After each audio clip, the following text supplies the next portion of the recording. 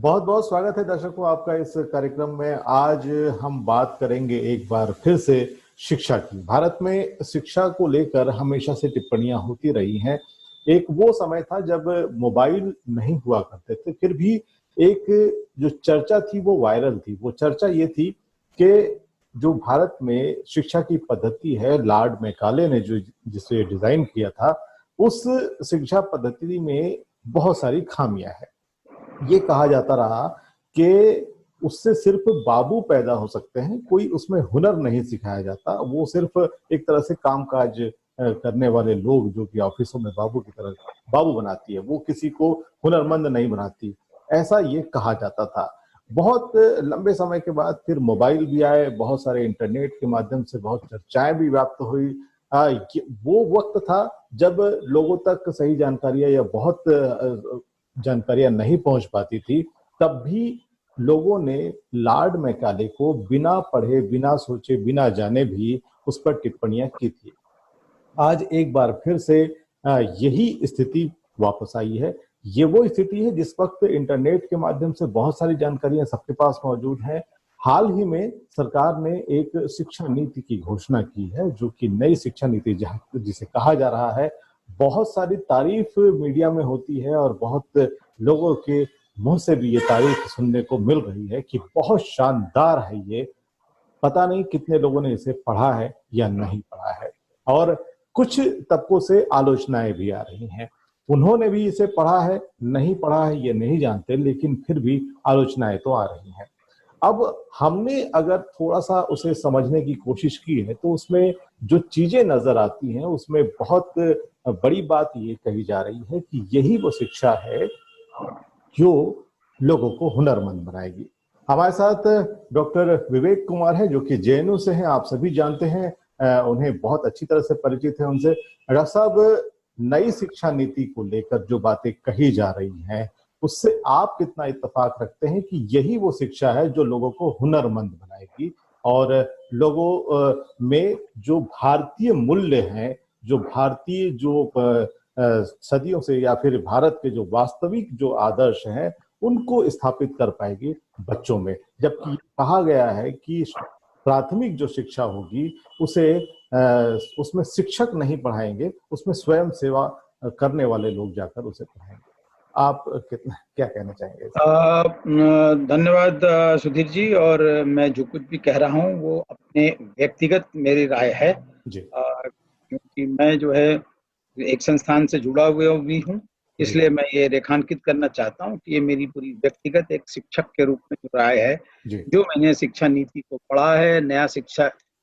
नई शिक्षा नीति का पहले ड्राफ्ट आया था, जो अंग्रेजी का ड्राफ्ट था वो 477 पेज का था, वो भी मैंने देखा था। और उसके बाद अभी 60 पेज की सी बनकर के आई है, वो भी देखी। जो कोई भी पॉलिसी जब बन करके आती है तो वो बहुत लंबे अरसे के लिए एक रास्ता दिखाने का काम है।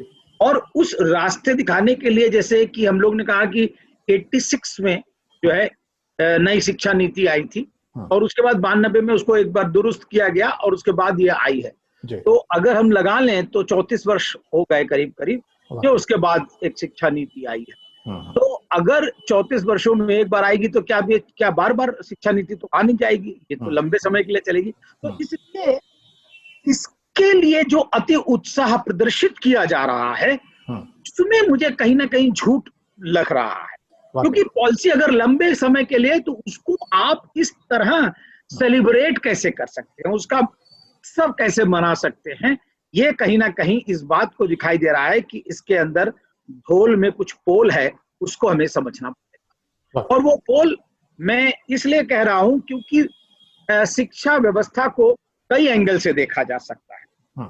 एक एंगल ये होता है कि जिस तरह का समाज है उसी तरह के लोग शिक्षा व्यवस्था के अंदर दिखाई पड़ेंगे, चाहे वो स्कूल हो, चाहे वो छात्र हो, चाहे वो मास्टर हो, चाहे वो उसके ओनर हो, वो उसी प्रकार परिलक्षित होंगे।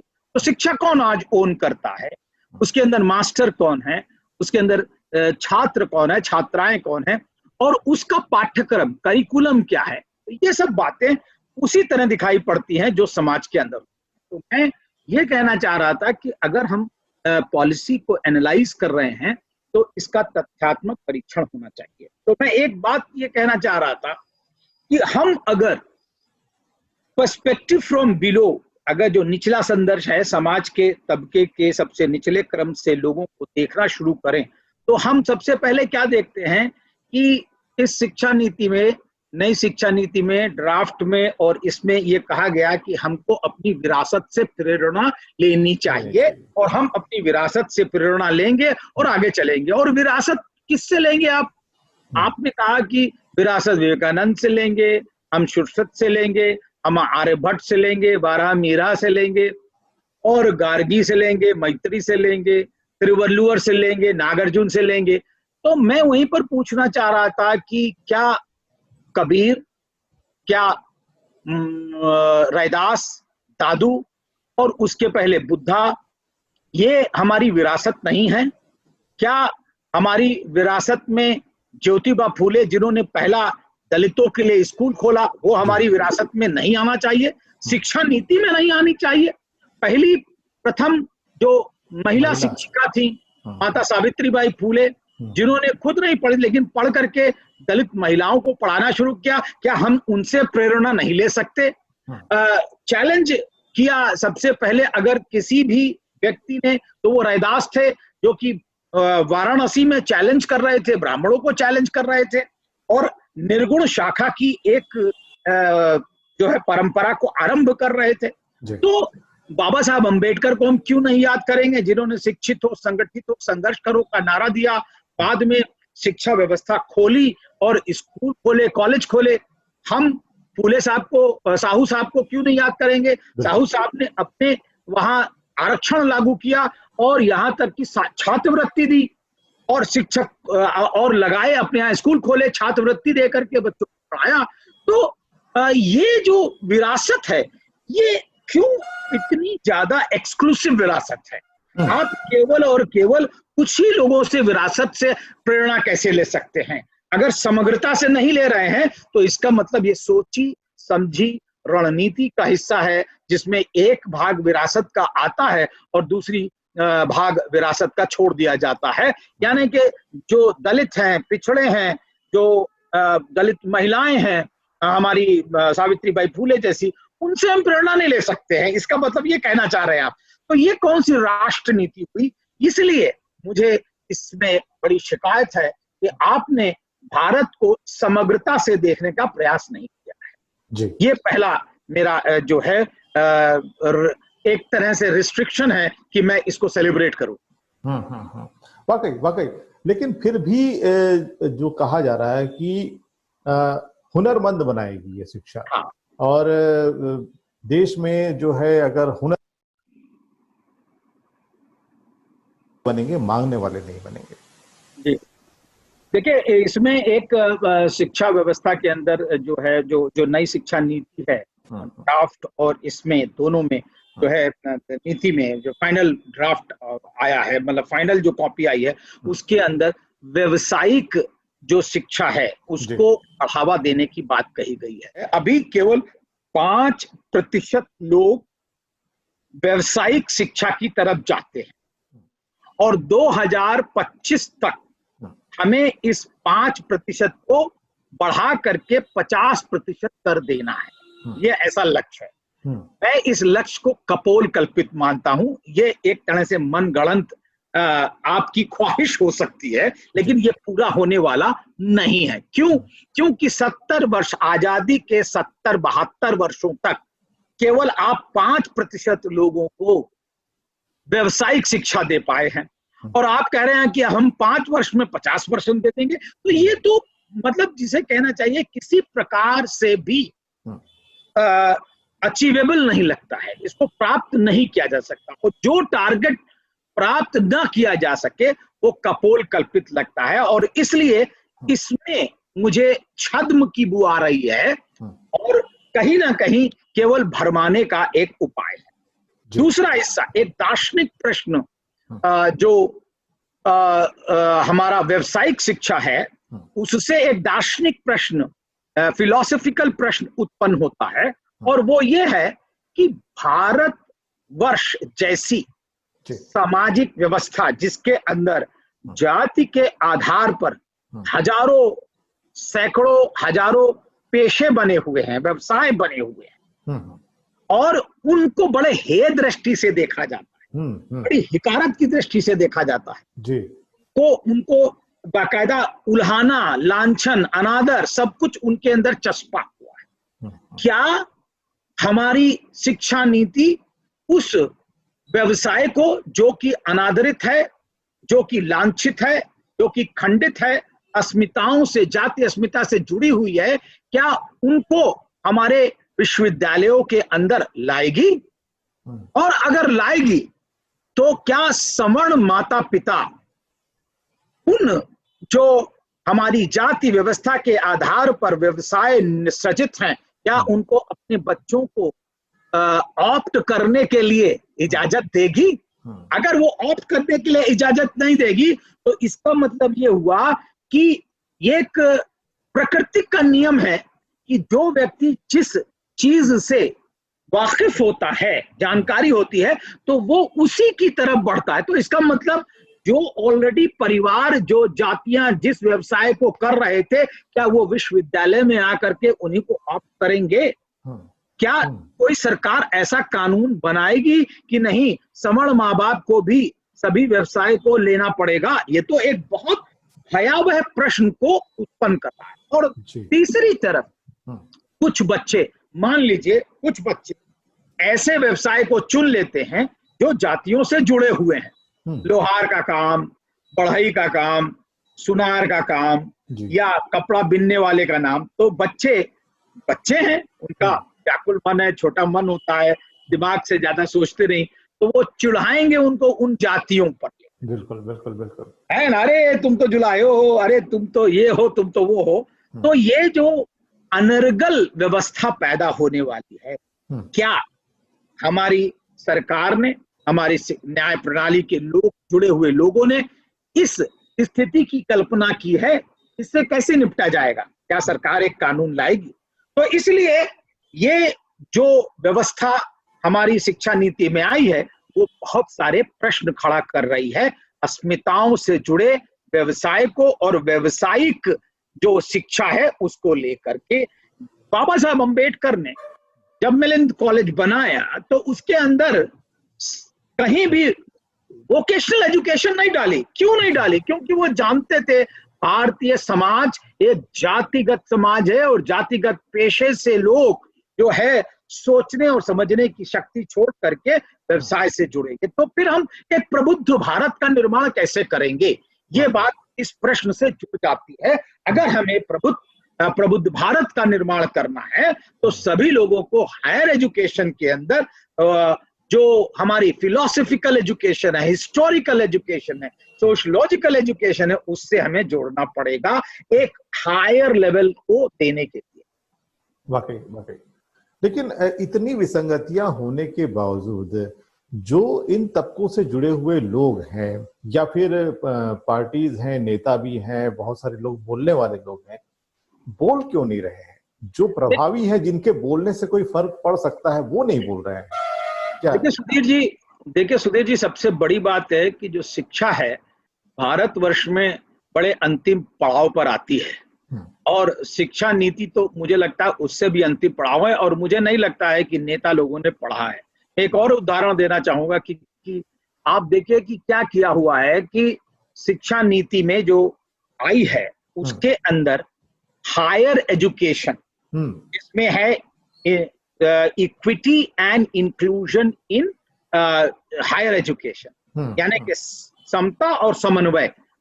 उच्च शिक्षा में समन्वय जहां पर बात हो रही है वहां पर आप यकीन मानिए, ये मेरे ख्याल से अध्याय इंग्लिश वाले अध्याय 14 में है या 16 में है, उसमें कहा गया है कि जो शब्द है शेड्यूल कास्ट, शब्द है शेड्यूल ट्राइब, ओबीसी, ये शब्द नहीं है उसके अंदर, और उनकी जगह ये कहा है socially and economically poor sections. मैं ये पूछना चाहता हूं, संविधान में दी गई जो व्यवस्था है, अस्मिता है, उन शब्दावली को क्यों नहीं वहां पर प्रयोग किया गया, उसको हटा दिया गया। इसका मतलब हटा दिया गया। क्या कहना चाह रहे हैं? क्या आप उनकी अस्मिताओं को गौण करना चाह रहे हैं?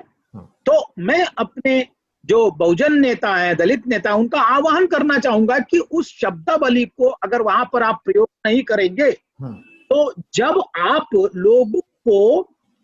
लोगों को सुविधा देने जाएंगे तो किस अस्मिता को वहां पर लागू करेंगे?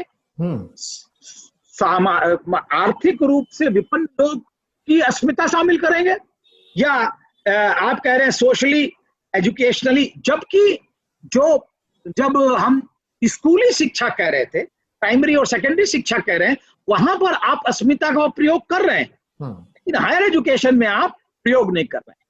और तो और सबसे बड़ी बात यह है कि जब वहां पर यह कहा जा रहा है कि इनके अंदर शिक्षा का प्रसार क्यों नहीं हो पा रहा है, तो उसमें यह कहा जा रहा है कि इनके अंदर schedule caste, schedule tribe, OBC बिना नाम लिए हुए इनके शिक्षा का क्यों प्रसार नहीं हो पा रहा?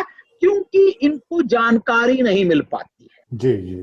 दूसरा, क्योंकि ये जो शिक्षा है वो आर्थिक रूप से बड़ी मतलब वो है, महंगी है, ज्यादा है। हाँ, आर्थिक तंगी है इनमें कि ये लोग शिक्षा नहीं ले पाते हैं, इसलिए क्योंकि जब ये शिक्षा लेने जाते हैं तो इनकी आर्थिक हानि हो जाती है। ये लोग ये समझते हैं। जी। मैं ये पूछना चाह रहा हूं कि आप मुझे बताइए कि क्या यही कारण है? भारतवर्ष में उच्च शिक्षा के अंदर डिस्क्रिमिनेशन नहीं है? आप ये क्यों नहीं लिख पा रहे हैं कि ये लोग इसलिए शिक्षा नहीं ग्रहण पा रहे हैं क्योंकि इनके साथ भेदभाव होता है, ऐतिहासिक रूप से भेदभाव हुआ है? तो ये क्यों नहीं बात उजागर हो रही है वहां पर? तो इसलिए एक तरफ हमारे जो बहुजन नेता हैं, जो दलित लीडर हैं, जो बैकवर्ड लीडर हैं, तो पढ़ना चाहिए कि किस प्रकार का जो आघात है नई शिक्षा नीति उन पर कर रही है, वो इस प्रकार की उनकी अस्मिताओं को हटा करके हम अब जो है पॉलिसी को लागू करेंगे।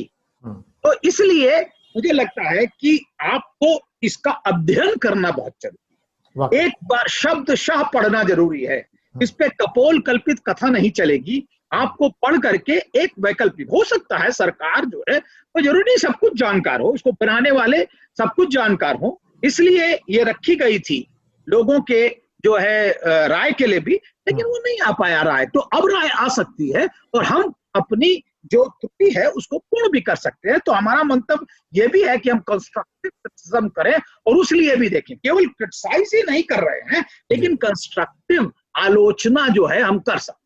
बिल्कुल बिल्कुल, सुझाव भी बहुत जरूरी है। जहां पर हम किसी जी जब हम आलोचना करते हैं तो सुझाव भी बहुत जरूरी है। एक बात मैं यहाँ पर पूछना चाहूंगा साथ में कि बात जब भी शिक्षा की होती है तब एक बात तो मान कर चलते हैं कि जो निजी संस्थाएं हैं वो बेहतर शिक्षा यहाँ पे उपलब्ध करवा पाते हैं, और यही कारण है कि यहाँ पर भी बहुत ज्यादा सुविधाएं निजी संस्थाओं को दी जा रही हैं। साथ ही एक बात उसमें अंग्रेजी की भी कही प्राथमिक शिक्षा के बारे में कि थोड़ी मातृभाषाओं में अगर उसे किया जाएगा तो ज्यादा उसका अच्छा लाभ होगा। इस पर क्या कहना चाहेंगे आप? देखिए, मेरी दो बातें हैं। आपने एक पहला प्राइवेटाइजेशन ऑफ एजुकेशन की बात करी और कहा गया कि जो प्राइवेट सेक्टर है वो बड़ा अच्छा एजुकेशन देता है। मैं यहाँ पर आपको एक उदाहरण देना चाहूंगा कि जब बच्चे मेडिकल में जाना चाहते हैं तो वो एम्स में जाना चाहते हैं कि प्राइवेट में जाना चाहते हैं। वो जब मेडिकल की फैसिलिटी, मेडिकल एग्जाम होता है, इंजीनियरिंग के एग्जाम में वो भारत की आईआईटी में जाना चाहेंगे कि प्राइवेट सेक्टर में जाना चाहेंगे। तो इसलिए मैं ये बात मानने के लिए तैयार नहीं हूं। हमारी विश्वविद्यालय जवाहरलाल नेहरू विश्वविद्यालय वर्ल्ड में जो हमारा समाजशास्त्र विभाग है, वर्ल्ड में उसकी रैंकिंग 55 थी 2019 में। हम वर्ल्ड में जो है एशिया में नंबर 8 पर आते हैं और इंडिया में नंबर 1 है। तो अगर हमारी ही आप देखें तो ऐसे और सारे विभाग हैं हमारे जवाहरलाल नेहरू विश्वविद्यालय के अंदर, जो वर्ल्ड रैंकिंग में आते हैं। तो इसलिए ये कहना कि सरकारी सब बेकार है। अब मैं आता हूं कि जो अंग्रेजी शिक्षा की बात है और मातृभाषा की शिक्षा की बात है, तो ये बिल्कुल सही बात है कि मातृभाषा में लोग जल्दी सीखते हैं, लेकिन मैं ये जानना चाहूंगा कि जब पाठ्यक्रम बनेगा तो उस पाठ्यक्रम में आप ए फॉर एप्पल ही सिखाएंगे? तो क्या गरीब बच्चा एप्पल खाता है? वो तो नहीं खाता। अमीर बच्चे ने एप्पल खाया भी है और पढ़ा भी है। तो उसके लिए ए फॉर एप्पल रिवीजन होगा और वो बच्चा आगे निकल जाएगा। और जो बच्चे ने एप्पल नहीं देखा है, ना खाया है, वो जब पढ़ने आएगा तो उसके लिए कंफ्यूजन। जी जी जी। तो इसलिए हम जब अंग्रेजी माध्यम और अपने माध्यम से जो हमारे वर्नाकुलर के माध्यम से पढ़ाने की बात है, हमें यह देखना पड़ेगा कि पाठ्यक्रम किसका पढ़ाया जा रहा है। पाठ्यक्रम अगर हम पढ़ा रहे हैं दूसरे समाज का, जैसे कि आपने देखा होगा कि हम लोग पढ़ते हैं ज्योग्राफी में हम कहते हैं कि गंगा गोमुख से निकल रही है, और हिंदी में पढ़ते हैं कि गंगा जो है वो शिव जी की जटाइयों से निकली। तो आप देखेंगे कि हम ज्योग्राफी में, साइंस में पढ़ते हैं कि लूनार इक्लिप्स और सोलार इक्लिप्स कब पड़ता है, लेकिन हमको पढ़ाया जाता है कि राहु केतु को डस रहा है। तो ये कौन सी शिक्षा हम किस भाषा में देंगे, ये डिपेंड करेगा कि हमारा पाठ्यक्रम, हमारा जो करिकुलम है वो क्या। और तीसरी तरफ जो पढ़ाने का तरीका, जिसको हम पेडागोजी कहते हैं, वो क्या होगा, हम किसके उदाहरण देंगे। जैसे कि हमने देखा कि भारतवर्ष में श्रम पर आज एक भी पाठ नहीं पढ़ाया जाता है ना। जो मेहनत कश है, लेबर पर एक भी पाठ नहीं पढ़ाया जाता, और न ही उसकी कोई बड़ाई, या हम एग्जाम्पल जब देते हैं तो हम उसकी पढ़ाई भी नहीं करते। जी जी जी जी जी। तो इसलिए हम बाबा साहब को तो पाठ्यक्रम में रख नहीं पा रहे हैं, हम फूले सावित्रीबाई फूले को तो पाठ्यक्रम में रख नहीं पा रहे हैं, तो हम क्या एक ही तरह का पाठ्यक्रम पढ़ेंगे? उससे राष्ट्र मजबूत नहीं होगा। राष्ट्र तो तब मजबूत होगा जब सभी समाजों के नायकों को हम एक गुलदस्ते की तरह पढ़ाएं और हम मल्टीकल्चर, हर समाज की संस्कृति पर अभिमान करें। अब कहीं जाके एक मुकम्मल राष्ट्र बनेगा, सभी की साझी विरासत वाला राष्ट्र। जी जी जी। तो आप भाषा में किस पढ़ा रहे हैं, ये ज्यादा आवश्यक नहीं है। आवश्यक ये भी है कि आप क्या पढ़ा रहे हैं, ये भी हमें देखना पड़ेगा। हाल ही में एक बहुत बड़ा वक्तव्य ऐसा आया था और जिस पर बहुत सारे लोगों ने ट्वीट करके उसका विरोध भी जताया था, कई इंटेलेक्चुअल्स ने उसका विरोध जताया था। ये कहा गया था कि जो शिक्षा है वो लोगों में अभिमान पैदा करती है और उसे अभिमानी बन जाता है व्यक्ति, और इसकी वजह से परिवार में कलह बढ़ने लगता है। जो शिक्षा है वो उसका ये हस्र होगा, यानी शिक्षित व्यक्ति का, ये इस पर क्या कहना चाहेंगे आप? देखिए हमने तो अभी तक यही पढ़ा था कि हमारे पुरखों ने कहा था विद्या ददाति विनयम। जी। विद्या जो है वो आपको विनय देती है। और बुद्ध ने कहा बुद्धम शरणम गच्छामि। जी। तो आप मुझे बताइए कि वो तो बहुत एक्सपीरियंशियल रियलिटी है जो बुद्ध कह रहे थे, बुद्धम शरणम गच्छामि।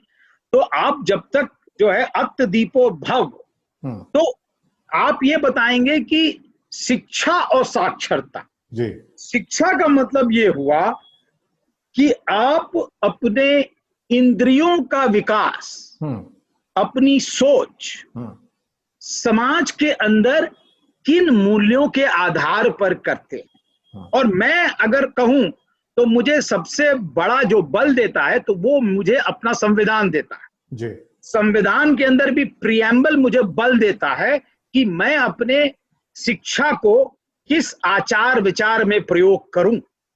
और वो जो प्रियम्बल है वो कहीं ना कहीं बुद्ध, रविदास, कबीर, नानक, दादू, चोखा मेला सबसे आ रहा है। जी, जी, इस प्रकार आप समता मूलक समाज की स्थापना करते हैं। किस प्रकार आप स्वतंत्रता की स्थापना करते, सामाजिक न्याय की स्थापना। तो मेरी शिक्षा मुझे ये सिखाती है कि मैं एक मुकम्मल व्यक्ति बनूं, क्योंकि मैं अगर जब पैदा हुआ था तो बायोलॉजिकल सोल पैदा हुआ था, एक जैविक प्राणी था। मेरे अंदर केवल मेरे अंदर जो जीव थे और जो मेरे जीवाणु थे वही मुझे करने का काम करते थे। भूख लगती थी तो खाना खा लेता था। तो मुझ में और जानवर में अंतर क्या बचा? वो जो अंतर था वो मुझे लगता है मेरी माँ ने संस्कृति सिखाई, लेकिन मेरी ये जो विश्वविद्यालय है, मेरा जो स्कूल था, उसने मुझे एक सोशल मदर दिया। तो बायोलॉजिकल मदर, सांस्कृतिक मदर और सोशल मदर अलग अलग है। तो मैं शिक्षा को अपनी सोशल मदर मानता हूं, क्योंकि उसने मुझे जो है ये सिखाया कि सामाजिक मूल्य क्या होते हैं, व्यक्तियों के अधिकार क्या होते हैं, व्यक्तियों की स्वतंत्रता क्या होती है जी। वो अगर मेरे अंदर नहीं होता तो मैं, मुझे लगता है कि एक शिक्षित व्यक्ति नहीं, और वो व्यक्ति शिक्षित मैं बिल्कुल नहीं मानूंगा, उसको मैं साक्षर मानूंगा, शब्द ज्ञान वाला मानूंगा, जो दूसरों के अधिकारों को, दूसरों की स्वतंत्रता को, दूसरों के सामाजिक न्याय को नहीं मानता, तो फिर वो शिक्षित नहीं है, वो कहीं ना कहीं साक्षर है।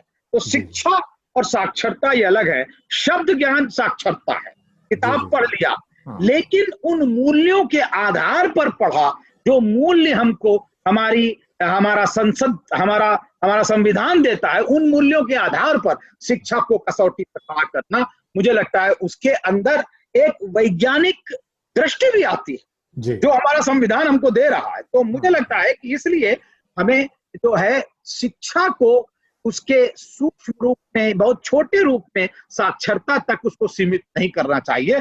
शिक्षा एक व्यापक फलक है, एक व्यापक दर्शन है जिसके अंदर हमें देखना चाहिए। वाकई जो बजट का हमारा जो है 6% खर्चा करने की बात कही जा रही है, और वो भी 2025 तक जो है हम चाह रहे हैं। मैं फिर से यहाँ पर रेखांकित करना चाहता हूँ कि आजादी के 72 वर्षों तक हम 3.5%, कभी 4.5% तक खर्चा कर पाए। अब 5 वर्षों में हम बढ़ा करके 6% कैसे कर देंगे, ये फिर से एक दिवा स्वप्न दिखाने जैसा ना हो, मुझे ये डर है। बिल्कुल ये बात है। तीसरी बात जो मैं और एक जोड़ना चाह रहा था कि यहाँ पर एमफिल खत्म किया जा रहा है। एमफिल 2 वर्ष का होता था, जो कि पीएचडी और एमए के बीच वाला हिस्सा था एमफिल। मैं आपको अपने अनुभव से, और विशेषकर मैं दलित, पिछड़े और जो मुफस्सिल बैकवर्ड टाउन्स के लोग हैं, उनके लिए मैं ये बात बोलना चाहता हूं कि मुफस्सिल टाउन में, पिछड़े एरिया के अंदर जो एमए की पढ़ाई है वो आज भी कुंजियों से हो रही है। बिल्कुल। और वो एमए के छात्र पीएचडी के लिए तैयार नहीं होते हैं, और वो आ करके एमफिल में 2 वर्ष बिताने के बाद वो पीएचडी के लिए तैयार होते हैं। एक तो बात ये है। दूसरी बात ये है, ये पिछड़े समाज के लोग, गरीब लोग, दलित लोग, आदिवासी लोग, कोई जरूरी नहीं है कि सब पीएचडी कर पाए, क्योंकि पीएचडी 5 वर्ष का है, 4 वर्ष का है। तो इसलिए हो सकता है वो केवल एमफिल की डिग्री लेकर के एक अच्छे रिसर्चर बन जाए, और एमफिल के बाद रिसर्चर जब बन जाएंगे तो वो अपना जीवन यापन कर सकते हैं, और फिर पुनः वो लौट करके पीएचडी करने आ सकते हैं। तो ये एमफिल हटाना भी पिछड़े, दलित और पिछड़े गरीब लोगों के लिए एक घाटे का सौदा है, ऐसा मेरा मानना है। निश्चित रूप से बिल्कुल। और हम ये मानकर चलते हैं और ये उम्मीद करते हैं कि ये जो घोषणाएं हैं, या ये जो आपने कहा कि ये दिवा स्वप्न जैसा है, तो स्वप्न ना रहे, और इसमें कुछ जो करने की कोशिश की जा रही है, ये 5 ट्रिलियन इकोनॉमी की तरह ही वो उस तरह की स्थिति न बन जाए कि वो कहने को और कुछ और हो नहीं पाया वैसा कुछ, इस तरह से स्थिति नहीं बननी चाहिए। निश्चित रूप से इस पर कुछ हो जाए तो अच्छी बात है। और ये अगर पटल पर सही रूप में, सही ढंग से, और जैसा कि इसका विश्लेषण किया गया है पिछले 1 महीने में, तो इस तरह से अगर इस विश्लेषण को ध्यान में रखते हुए इसमें कुछ सुधार किए जाए तो निश्चित रूप से हम समझते हैं कि एक बेहतर शिक्षा पद्धति या बेहतर शिक्षा नीति इस देश को मिल सकती है। आपने बहुत शानदार तरीके से इसका विश्लेषण किया, आपका बहुत बहुत धन्यवाद करते हैं और एक ऐसे ही विषय के साथ फिर आपसे मुलाकात होगी।